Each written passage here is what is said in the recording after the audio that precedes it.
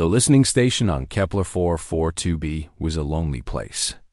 It sat on a frozen rock at the edge of human space, far from the busy trade routes and crowded colonies. Only 12 people worked there, and their job was simple. They listened to the stars and recorded whatever they heard. Lisa Grant had worked at the station for 3 years. She was 52 years old. With gray hair she kept short and practical. She had spent most of her career behind desks, mapping routes for cargo ships and writing reports that nobody read. It was quiet work. She liked quiet. That changed on a Tuesday morning. The signal came from somewhere beyond the charted systems. It was weak at first, just noise mixed with static. But the computers caught it and started working on it. 3 days later, Lisa sat in her small office and listened to the translation. The voice was not human. It sounded like bells ringing in a windstorm, high and strange. But the words were clear enough. They are coming. They consume everything. We cannot fight them.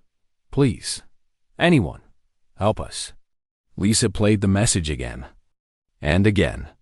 Something in that voice made her chest tight. She had never heard such fear before. Whoever had sent this message was not just scared. They were dying. She sent the recording to Earth Command and waited. Admiral Kevin Torres received the message in his office on Earth. He was 60 years old. A careful man who had built his career by never rushing into anything. He listened to the recording 7 times, making notes on a small pad. The voice haunted him.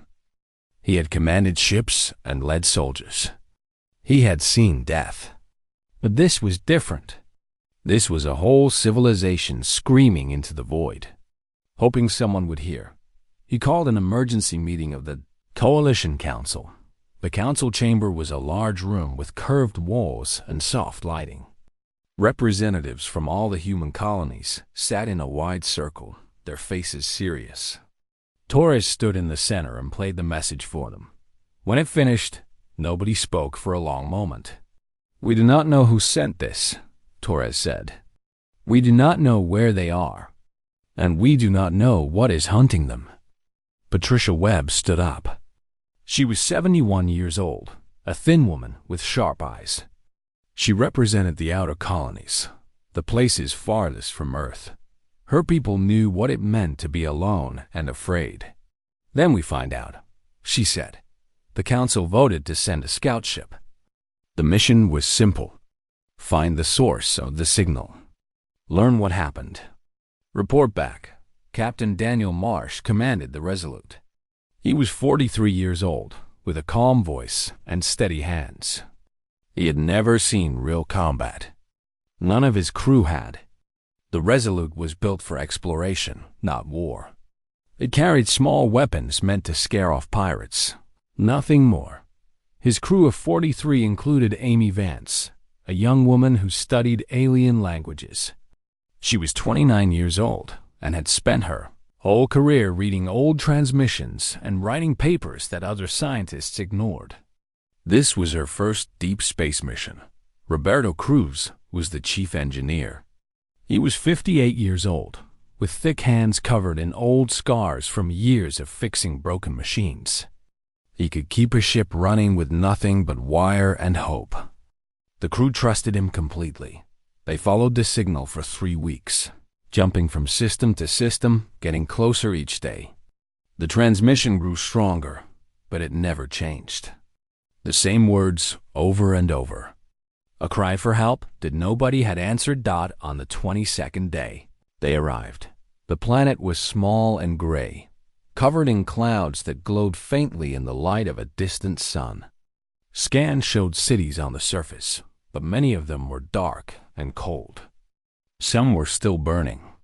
"Someone is still alive down there," Amy said, studying her screens. "I am picking up radio signals. Weak, but real." Daniel looked at the planet for a long moment. He thought about his orders. Observe and report. Do not engage. Stay safe. But there were people down there. Scared, dying people who had begged for help. "Take us into orbit," he said, "and open a channel. Let them know we are here."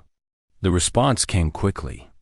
A face appeared on the main screen, gray-skinned and large-eyed, with a voice like distant chimes. "You came," the alien said. "You actually came." Her name was Solaith. She was a leader among her people, the Karathi, though not by choice. She was simply the highest-ranking official still alive. The others were dead. Almost everyone was dead. The Karathi had once ruled 8 worlds. They had built great cities and sailed between the stars. They had art and music and children who played in sunlit parks.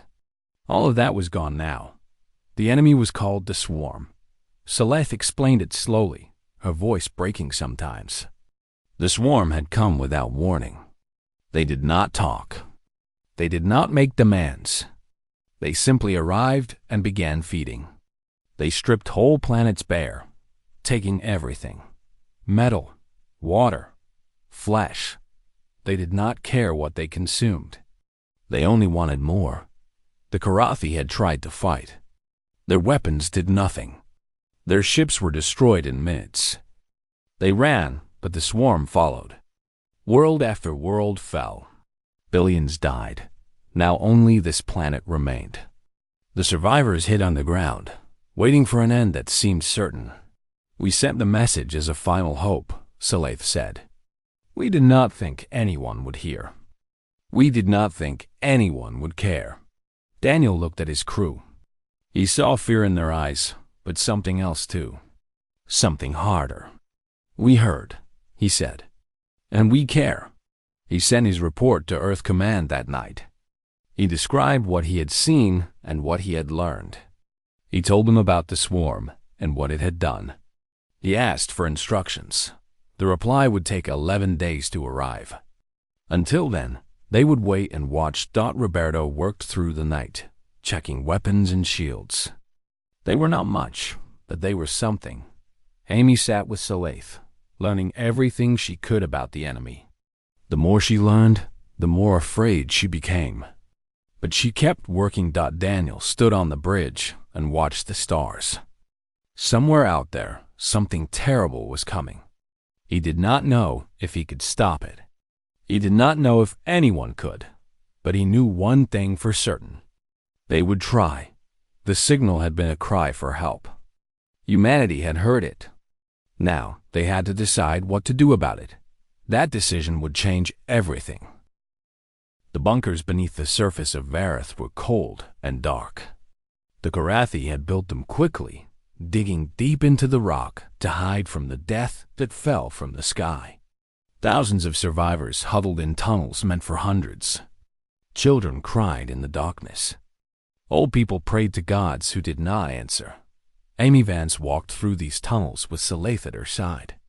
The Karathi leader moved slowly, her thin body bent with exhaustion. She had not slept in days. None of them had. "How many are left?" Amy asked. "Perhaps 200,000, Solaith said. "Once we numbered 12 billion across 8 worlds. Now this is all that remains." Amy felt sick. She tried to imagine such loss, but could not. It was too big, too terrible to hold in her mind. "Tell me about the Swarm," she said. "Everything, you know." Solaith stopped walking. Her large dark eyes looked at something far away, some memory that still burned. "They came from the deep black," she said. "From beyond the places we had explored. Their ships were like mountains, vast and dark. We thought they were asteroids at first. We were wrong. The Swarm did not communicate. They did not negotiate or demand surrender. They simply arrived and began harvesting. Their smaller ships would descend on a world and start taking everything. They stripped the soil of minerals. They drained the oceans. They consumed every living thing they could find." "They eat everything?" Amy asked. "Everything," Solaith said. "Metal, water, flesh. They do not care. They only hunger." The Karathi had fought back at first. They had warships, weapons, soldiers willing to die for their homes. But the swarm absorbed every attack. Their ships healed themselves within hours of being damaged. Their numbers were endless. "We destroyed one ship once," Saleith said. "Just one. It took our entire fleet." The next day, 10 more arrived. Amy recorded everything. She sent reports back to the Resolute, where Daniel Marsh read them with growing dread. He forwarded everything to Earth Command and waited for orders that had not yet arrived. On the third day after their arrival, Roberto Cruz called Daniel to the engine room. "Captain, you need to see this." The chief engineer pointed to a screen showing sensor data. Something was happening at the edge of the system. Space itself seemed to bend and twist, folding inward like paper being crumpled. "What am I looking at?" Daniel asked. "Hyperspace signatures," Roberto said. "Big ones." "Something is coming through." Daniel ran to the bridge. By the time he arrived, the first swarm ships had appeared. There were 12 of them, each one larger than anything humanity had ever built. They looked like tumors made of metal, ugly and wrong, covered in spines and holes that glowed with sickly light. They moved slowly but with terrible purpose, heading straight for Vareth. Daniel stared at the screen.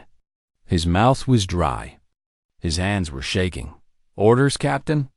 Someone asked. He thought about his mission. "Observe and report. Do not engage." The Resolute was a scout ship. It was not built for this. If they fought, they would die. But if they ran, the Karathi would die. All of them. 200,000 people hiding in the dark, waiting for help that would never come. Daniel thought about his daughter back on Earth. She was 16 years old. He had promised to come home safe. He thought about Saleith, who had sent a desperate message into the void, hoping someone would hear. "Power up weapons," he said. "All hands to battle stations." Roberto looked at him. "Captain, we cannot win this fight." "I know," Daniel said. "But we can buy time. We can make them bleed." The Resolute moved to intercept the swarm fleet. It was a tiny thing compared to those vast dark ships, like a sparrow flying against eagles. But it flew forward anyway. Amy was still in the bunkers when the attack began. She heard distant thunder, the sound of weapons firing far above. Karathi around her looked up with wide, frightened eyes. "Your people are fighting," Saleith said. "For us." "Yes," Amy said. "They are." The battle lasted 4 hours. Daniel Marsh fought with everything he had. Roberto Cruz worked miracles in the engine room, rerouting power, keeping systems running that should have failed. The crew fired and dodged and refused to give up. They destroyed 2 swarm ships. It was not enough to win, but it was more than anyone had ever done before. The price was terrible. A swarm weapon breached the starboard hull. 17 crew members died in seconds, pulled into the cold void of space. Daniel ordered the damaged section sealed. He could hear screaming over the radio before the connection went dead. Roberto rerouted power from life support to keep the shields running. The air grew thin and cold. People gasped for breath at their stations, but kept working. And then, something strange happened. The swarm stopped. Their ships hung in space, motionless. For a long moment, nothing moved at all. Then they turned and fled. Daniel watched them go, unable to believe what he was seeing. The vast dark ships moved away, disappearing back into hyperspace. Within minutes, they were gone. What happened? Someone asked. Daniel shook his head. He did not know. He did not understand. Down in the bunkers, Saleith was crying. Karathi around her were crying too, but not from fear. From something else. "You hurt them," Saleith said to Amy. "No one has ever hurt them before." Amy understood then. The swarm had never faced resistance. They had never encountered a prey that fought back. They did not retreat because they were defeated. They retreated because they were confused. For the first time in their existence, something had surprised them. Daniel sent his report to Earth Command. He told them about the battle, about the dead, about the impossible retreat. He told them that the swarm could be hurt. He did not know what would happen next. He did not know if Earth would send help or tell them to run. But he knew one thing for certain. The war had begun. Whether humanity wanted it or not, they were now at war with something ancient and terrible. The question was simple. Would they fight? Or would they hide and hope the darkness passed them by? Daniel looked at his wounded ship and his exhausted crew. He thought about the people in the bunkers below, the survivors who had watched his ship throw itself against impossible odds. He thought about his daughter and the world she would inherit. "We fight," he said quietly to himself. "We fight until we cannot fight anymore." And somewhere far away, the swarm was watching. They had felt pain for the first time. They had felt surprise. And now they were curious. What was this new prey that dared to resist? They would find out soon enough. The Coalition Council met in emergency session. Representatives from every human colony filled the great chamber, their faces lit by screens showing Daniel Marsh's report. They watched footage of the battle, saw the swarm ships looming like dark mountains, watched the tiny Resolute throw itself into the fight. They saw 17 crew members die. They saw the swarm retreat. When the footage ended, nobody spoke for a long time. Admiral Kevin Torres stood in the center of the chamber. His face was tired. He had not slept since receiving the report. Every time he closed his eyes, he heard the screaming from the breached hull. "The swarm is real," he said. "They have destroyed an entire civilization. They will not stop. The question before us is simple. What do we do?" The debate began immediately. Senator Harold Page spoke first.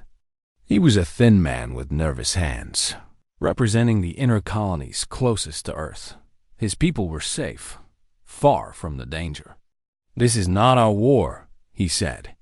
"The Karathi are strangers. We owe them nothing. If we stay quiet, if we stay hidden, perhaps the swarm will never find us. We should bring our ships home and strengthen our borders." Others nodded. Fear spread through the chamber like a cold wind, but Patricia Webb stood up. Her voice was old but strong. "I have heard this argument before," she said, "in history books. When one people were being destroyed, others said it was not their problem. They stayed quiet. They stayed hidden. And when the darkness finally reached them, there was nobody left to help." She looked around the room, meeting eyes that tried to look away. "If we abandon the Karathi, we abandon what it means to be human. We become animals hiding in holes, waiting for the predator to find us." The debate went on for 9 days. People shouted and argued and threatened.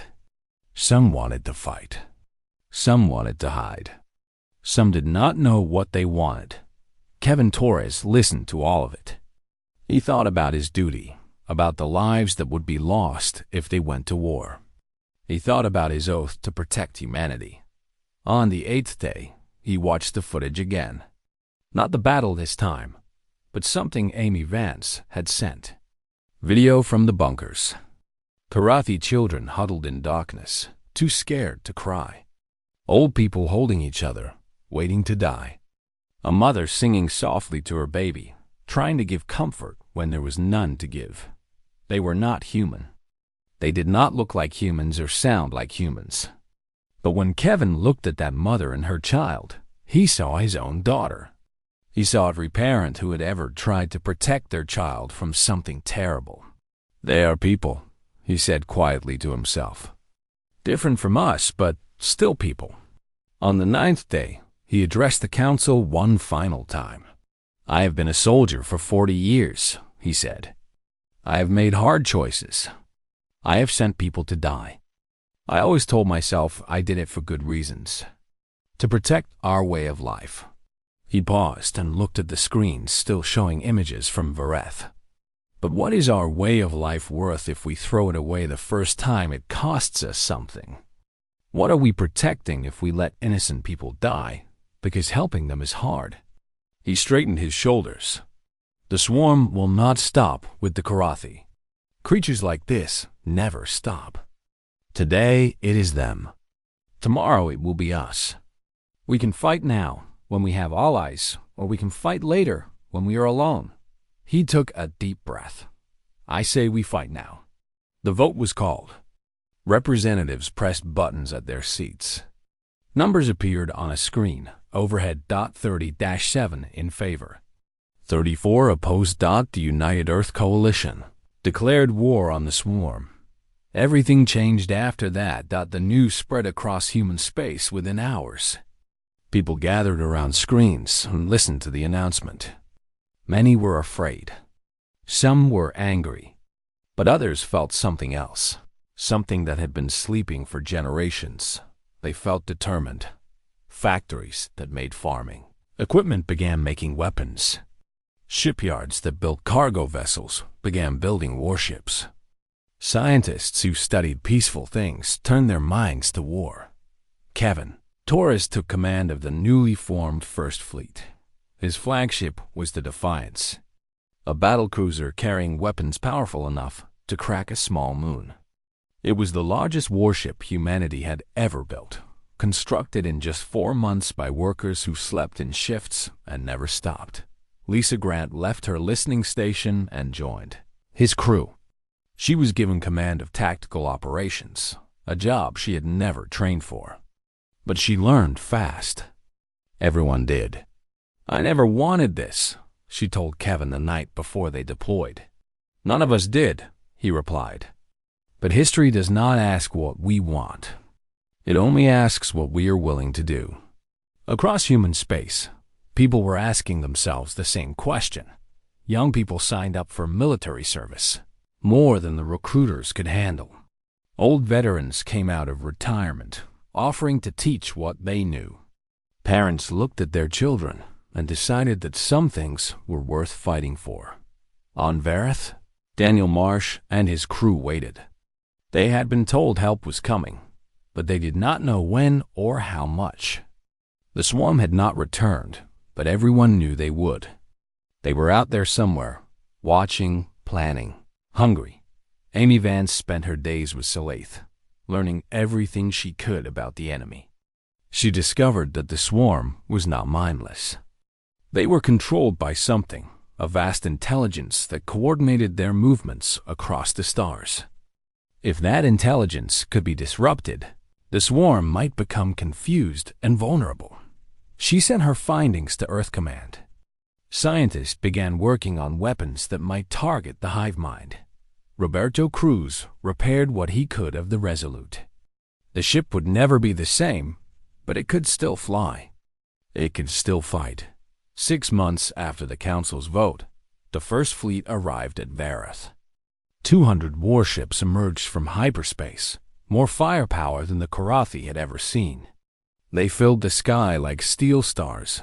Kevin Torres stood on the bridge of the Defiance and looked at the planet below. Somewhere down there, survivors were watching his ships and daring to hope. "This is Admiral Torres," he said over an open channel. "To the people of Vareth, we have come as promised. You asked for help. Humanity has answered." In the bunkers below, Salaith heard those words and wept. The war had truly begun, and humanity was ready to show the galaxy what it could do when it stopped being afraid. The war lasted 7 years. It was the bloodiest conflict humanity had ever known. The first year was a nightmare. Humanity had courage and determination, but the swarm had numbers beyond counting. For every enemy ship destroyed, 3 more came from the darkness between stars.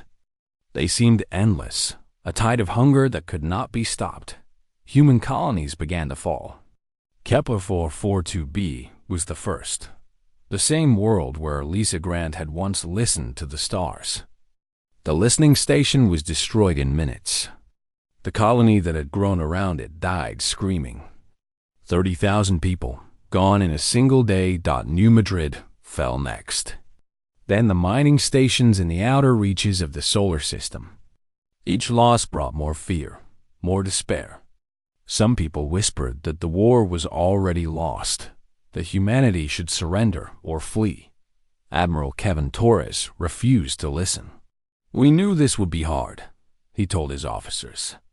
"We knew we would lose people. But we did not come here to give up. We came here to win." He was not just saying words. He believed them. And slowly, others began to believe too. Lisa Grant developed a new strategy. She called it Scorched Void. The swarm needed resources to sustain their advance. They fed on asteroids and moons, stripping them bare before moving on. Lisa's plan was simple. Destroy those resources before the swarm could reach them. It was brutal work. Human ships flew ahead of the enemy advance and blew up everything useful. Asteroid belts became fields of dust. Moons were cracked into worthless rubble. The swarm found nothing but emptiness wherever they went. They began to slow down. Amy Vance, now promoted to commander, worked with karate scientists to understand the enemy better. She spent months studying captured swarm creatures, learning how they thought and moved and communicated. She discovered something important. The swarm was controlled by a hive mind, a vast intelligence that connected all of them across the stars. Individual swarm creatures were not smart. They followed orders from the hive mind without question. If that connection was broken, they became confused and helpless. "It is like cutting the strings on a puppet," she explained to Admiral Torres. "Without the hive mind, they cannot function." Roberto Cruz led a team of engineers working on weapons that could disrupt the hive mind signals. It took 2 years and countless failures, but they finally succeeded. They built devices that could jam the swarm's communication frequencies, cutting individual ships off from the collective. The first test was at the Battle of Haven's Gate. A cotton of Haven's Gate, small swarm fleet attacked a human outpost. Roberto's devices were activated, and suddenly the enemy ships stopped moving. They drifted in space, blind and confused. Easy targets. The human fleet destroyed them all without losing a single vessel. After that, the tide began to turn. By the 3rd year, humanity was no longer just surviving. They were fighting back. The Scorched Void strategy starved the swarm advance. Roberto's jamming devices disrupted their coordination. And something else was happening too. Other species were watching. The galaxy had many intelligent races, most of them peaceful traders and scholars who had never known war. They had watched the Karathi fall and done nothing, believing it was not their problem. But now they saw something different. They saw a young species, barely out of their own solar system, throwing itself against an ancient enemy. They saw humans dying by the thousands, but refusing to stop. Some of them began to help. Traders smuggled supplies to human fleets. Scientists shared technology. A few brave souls even joined the fight, flying ships alongside human pilots. The swarm had made a mistake. By attacking the Karathi, they had shown the galaxy what they were. By fighting back, humanity had shown the galaxy what it could be. The 4th year brought the war's turning point. The Battle of Varath's. Reach was the largest space battle in history. Admiral Torres led a fleet of 200 ships against a swarm armada 3 times that size. The fighting lasted 11 days. Lisa Grant commanded the left flank, leading her ships in devastating strikes against swarm carriers. Amy Vance coordinated jamming operations, targeting the hive mind's communications. Roberto Cruz, now 63 years old and refusing to retire, kept the fleet systems running through damage that should have destroyed them. On the 9th day, a swarm boarding party breached the Defiance. Ugly creatures poured through the hull, killing everyone they found. Admiral Torres grabbed a weapon and fought alongside his crew, holding the bridge until reinforcements arrived. He was wounded badly, a piece of metal driven through his leg. "Get him to medical," Lisa ordered when the boarders were finally killed. "No," Torres gasped. "The battle is not over. I stay here." He stayed. He watched from a chair, unable to stand, as Lisa took command of the final assault. When it ended, the swarm fleet was scattered. 63 human ships were destroyed. 18,000 people were dead. But the enemy had lost over 400 vessels. Their advance had finally been stopped. The Karathi watched from their rebuilt cities as human soldiers landed on their world. Salaith, now old and frail, walked out to meet them. She looked at the human flag being planted in the soil of her planet, the same soil that had nearly been her grave. "You came," she said to Lisa Grant. "You kept your promise." "We said we would," Lisa replied. The war was not over yet. But for the first time, victory seemed possible. In the years that followed, humanity pushed forward. The swarm retreated, system by system, losing ground they had held for centuries. Other species joined the fight, building a coalition that grew stronger every month. Roberto Cruz trained new engineers, passing on everything he knew. Amy Vance became the leading expert on swarm biology, her research saving countless lives. Lisa Grant rose through the ranks, becoming Admiral Torres's most trusted advisor. And Torres himself recovered from his wounds, though he would walk with a limp for the rest of his life. He had given his blood for this war. He was prepared to give more. "We are close now," he told his officers as the 7th year began. "One more push. One final battle. And then this ends." The swarm had a home, a cluster of dead worlds where their hive mind lived. If that home could be destroyed, the war would be over. Humanity gathered its strength for the final assault. The end was coming. One way or another, the end was coming. The final battle took place in a system at the edge of known space. It was a dark place, a cluster of dead worlds circling a dying star. Nothing lived there except the swarm. This was their heart, the place where their hive mind had grown and spread across the galaxy for thousands of years. The human fleet numbered 400 ships. It was the largest force ever assembled, carrying weapons that had been built for this single purpose. But they were not alone. Karathi vessels flew beside them, rebuilt with human technology and crewed by survivors who had spent 7 years learning to fight. Other species sent ships too, races who had once been traders and scholars and had learned that some things were worth fighting for. The fleet was a coalition of the willing, united against a common enemy. Admiral Kevin Torres stood on the bridge of the Defiance. His leg still ached from the old wound, but he ignored it. He had ignored worse. He opened a channel to the entire fleet. 7 years ago, we received a signal.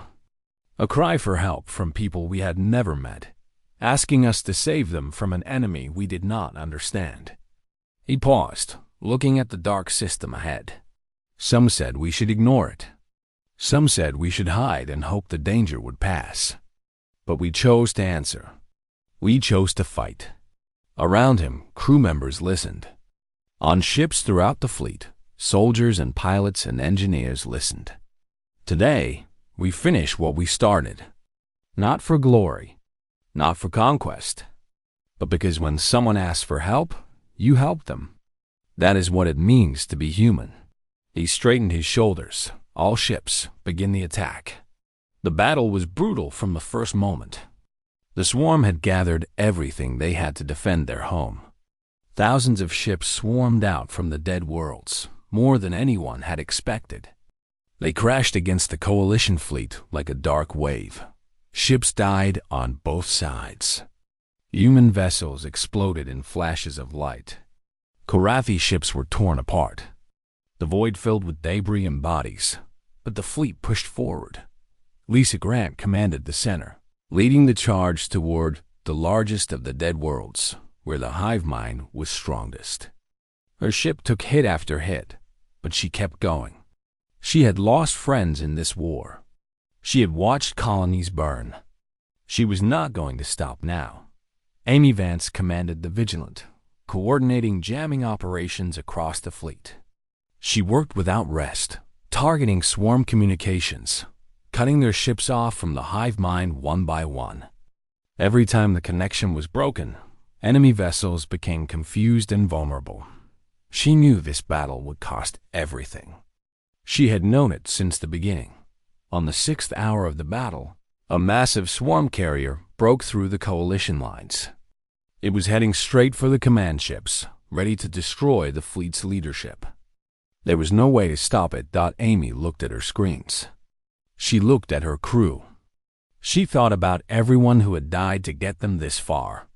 "All hands, brace for impact," she said quietly. "We are going to ram that carrier." Nobody argued. Nobody ran. They had all known this might happen. They had all chosen to be here anyway. The Vigilant hit the swarm carrier at full speed. Both ships exploded in a flash of light that was visible across the system. 400 crew members died in an instant, including Amy Vance, but the carrier was destroyed. The fleet's leadership survived. Admiral Torres watched the explosion from the bridge of the Defiance. He closed his eyes for a moment, saying a silent goodbye. Then he opened them again and continued the fight. The battle raged for 3 more hours. The coalition fleet pushed deeper and deeper into the swarm system, fighting through waves of enemies. The dead world grew larger on their screens, a dark sphere covered in structures that pulsed with alien light. This was it, the heart of the hive mind. The source of all swarm coordination. Roberto Cruz was 81 years old. He had refused to stay behind, demanding a place on this mission. He had spent 2 years building the weapon that would end this war, a device that could destroy the hive mind's central node. "I built it," he had told Admiral Torres. "I should be the one to use it." Now he sat in a small shuttle, flying toward the dead world's surface. The weapon was beside him, ready to be armed. Swarm fighters chased him, but coalition ships flew cover, sacrificing themselves to keep him safe. One by one, his escorts died. But he kept going. He landed on the surface of the dead world. The ground was covered in organic matter, pulsing and alive. It was disgusting. It was wrong. But he had a job to do. He carried the weapon to the central node, a massive structure rising from the planet's surface. Inside, he could feel the hive mind watching him, a vast intelligence that had consumed worlds for millennia. "You picked the wrong galaxy," Roberto said. He armed the weapon. The explosion was visible from space. A wave of energy spread outward from the dead world, washing over everything in the system. Swarm ships stopped moving. Their connection to the hive mind was severed, instantly and completely. They drifted in space, blind and helpless. Coalition ships destroyed them at will. The hive mind was dead. The war was over. Roberto Cruz died in the explosion. He had known he would. He had made his choice. The fleet gathered its survivors and began the long journey home. They had lost 112 ships. 47,000 people were dead, including Amy Vance and Roberto Cruz and countless others who had given everything. But they had won. 20 years later, Admiral Lisa Grant stood on the surface of Vareth. The planet had been rebuilt. Cities rose where ruins had once stood. Karathi and humans lived side by side, sharing schools and markets and homes. Salat's granddaughter, a young Karathi named Melith, approached her. "My grandmother spoke of you often," Melith said. "She said humans were strange. You answer calls for help from strangers. You fight wars for people you have never met." She never understood why. Lisa thought about the question. She thought about Amy Vance, who had rammed her ship into an enemy carrier without hesitation. She thought about Roberto Cruz, who had walked into certain death with a smile on his face. She thought about all the names carved into memorials across a dozen worlds. "Honestly," she said, "I do not think we fully understand it either." It is just who we are. Melith nodded slowly. Then I am glad you are who you are. Lisa looked up at the sky. Human and Karathi ships patrolled together, guarding a peace that had been bought with blood and sacrifice. Somewhere out there, new species were being born. New civilizations were rising. They would face challenges of their own someday, but they would not face them alone. Humanity had proven something in this war, not just to the galaxy, but to themselves. They had proven that courage was stronger than fear. They had proven that compassion was worth dying for. They had proven that when someone calls for help, you answer. So am I, Lisa said quietly, watching the stars. So am I. The war was over. The dead were remembered. And the living carried on, building a future worthy of the price that had been paid. This is what humanity does. This is who we are. When someone begs for help, we answer with everything we have, until the end.